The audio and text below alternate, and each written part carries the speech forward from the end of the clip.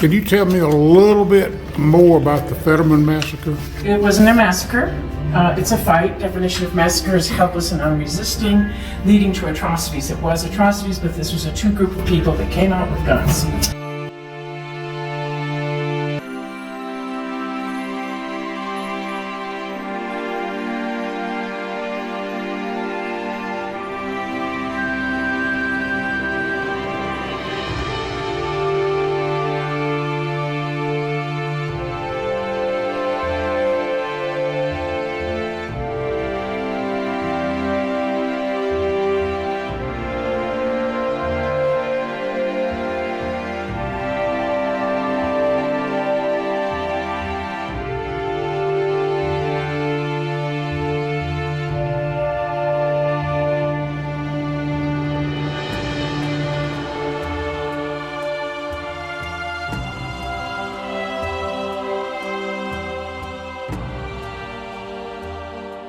Okay, so the Bozeman Trail is a trail that is a shortcut to the gold fields in Virginia City, Montana. The story starts in 1851. The government promised never to go north of the Oregon Trail. They just wanted to get to Oregon. However, in early 1860s, John Bozeman and a bunch of men found gold here in Virginia City, Montana. They said, John Bozeman himself did not want to work. I don't want to do that, but I can make money charging people to come along this trail. Kept running into the natives who were saying, hey, we got a treaty here, go back or give us all your flour and keep going. The government got involved in 1866. They assigned Colonel Carrington to establish safe passage. There were 3 forts, Reno, Phil Kearny, C.F. Smith. Phil Kearny was the largest and the command post. It's the only one with an interpretive center. They assigned no forts within Montana because this was Crow land. And Crow had already aligned with the federal government. The story goes that the Chippewa pushed the Lakota out of Minnesota. The Lakota came and pushed the Crow north. And then the government went to the Crow and said, hey, we'll help you get your land back if you help us. So that became the alliance between the Crow and the U.S. and the conflict between the Crow and the Lakota. These are meant to be a day's ride apart. Didn't quite work out that way. 2 company at Fort Reno, 2 company at Fort Smith. Fort Smith is right there by Montana. I'll give you a better look at this. Okay, so this is the pamphlet that you get. It describes the 2 significant battles that happened over the 2 years they were here. In the inside, this is, and I'm doing it that way, I apologize. We're here at the visitor center, and this is what the fort looked like. In Wyoming, where there are trees, there is water. When you walk down here and see the trees, this fort goes all the way down to those trees.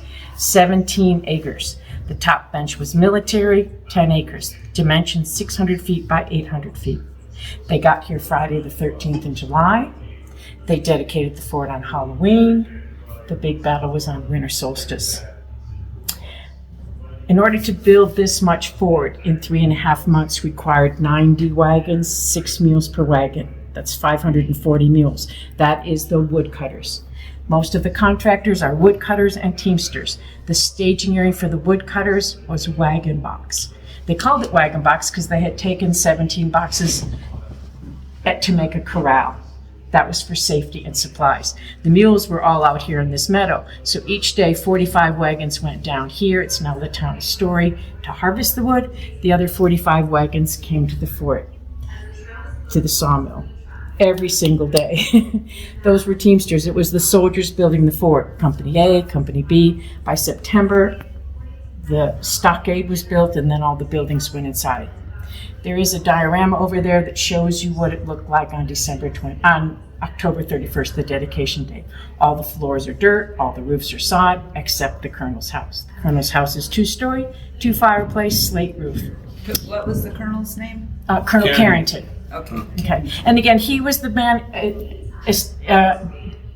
designated to establish safe passage. He was not going to be the commander. They believed that Fetterman was going to be the commander had he had an opportunity, which he didn't get. So the first battle, again, December 21st, that's the Fetterman Fight, right along the Bozeman Trail.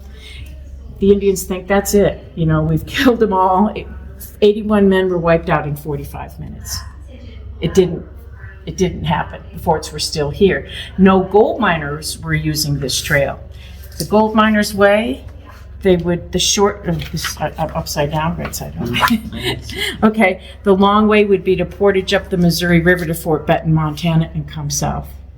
But the forts are still here, and the Indians are still saying, get out of here, get out of here. On the second year, there's a 2-day campaign. They attacked the hay gatherers at Fort Smith on August 1st.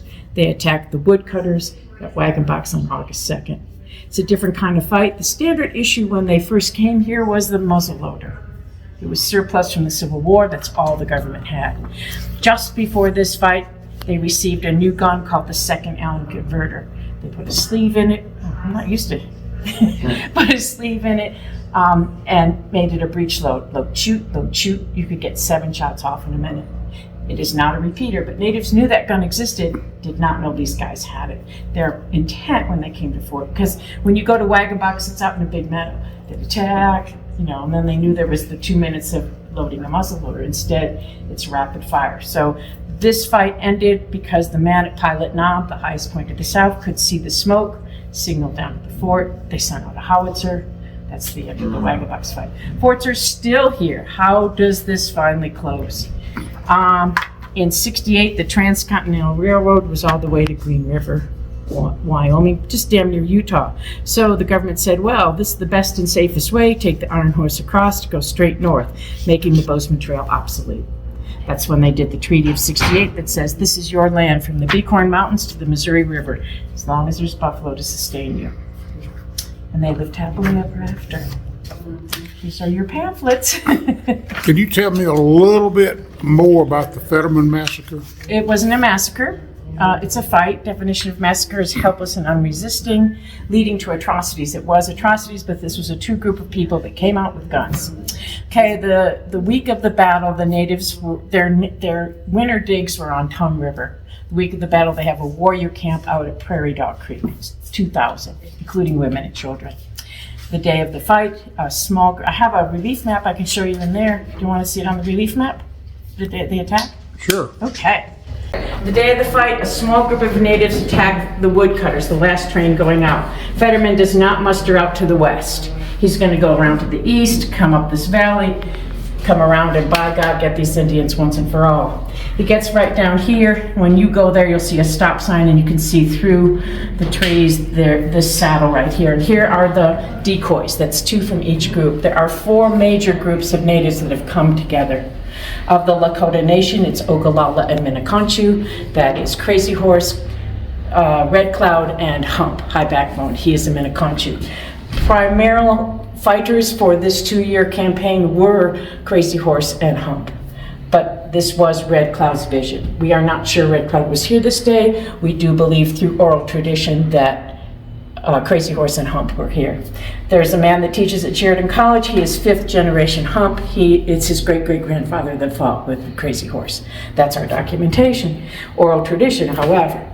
So the decoys take them here. They come up through this saddle. They get them strung out here. The ones out the farthest are Wheatley Fisher. Those are the 2 civilians that have the Henry repeaters.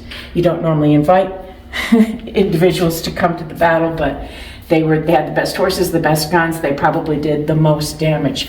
It's oral tradition again that Crazy Horse was seen taunting and coming through there.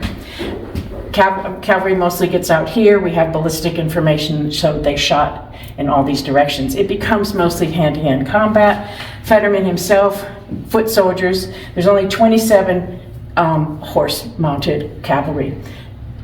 By the time Fetterman gets here, he knows he's in real trouble. He starts to return, comes back this way. There's a big hill right here. When you go out there, you'll see a valley that goes down there. When they disappear into this valley, that's when the Minneconchu line up here and kill the rest of them. We killed 22. That's their oral tradition. We believe that's how many died there.